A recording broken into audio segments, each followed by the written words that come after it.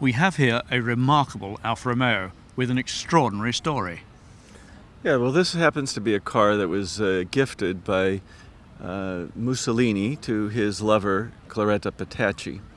And the car has a unique history. Not only was it the car used for many of their tete-a-tetes, driven by their assigned driver, Herr Spogler, but was also the car they tried to escape at the end of the war in and were caught at Dongo.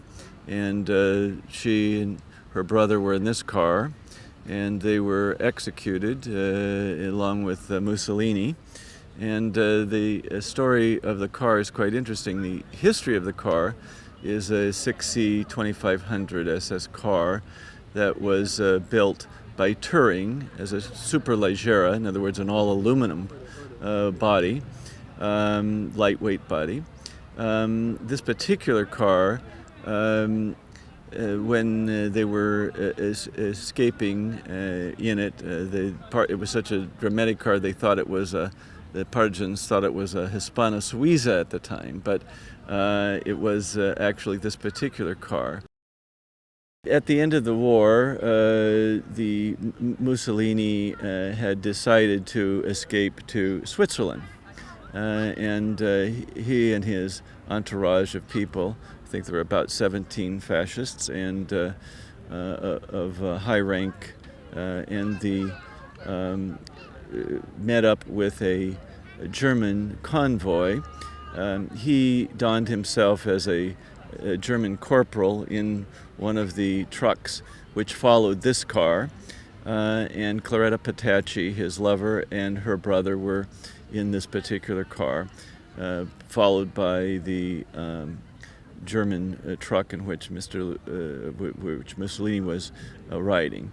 It appears that there was some advance notice to the partisans that Mussolini was in the truck, and so at Dongo they examined everybody that was in the truck, and they recognized Mussolini, and he was pretending to be asleep in the truck as a German soldier.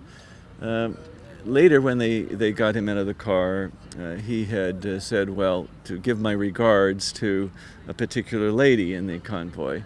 And then they realized that Claretta Petacci was somewhere in the convoy. Later that evening, she requested to be with him. They spent their last night together, and the next morning, while they had decided, the partisans had decided that they would execute Mussolini, she asked to be with him and said, if you're going to shoot him, then you're going to have to shoot me first, which they accommodated. And then you might remember in your history books or the famous photograph where Mussolini and Claretta Petacci and a number of the other fascists were hung up in the square in Milan, upside down by their heels, which was a kind of dramatic photo that I think most people recognize from that era.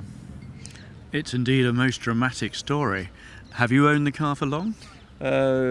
Yes, since the mid-90s, and this car's participated a number of times in the Mille Miglia Retro and a number of other car events and concours around. Tremendous. Thank you very much indeed.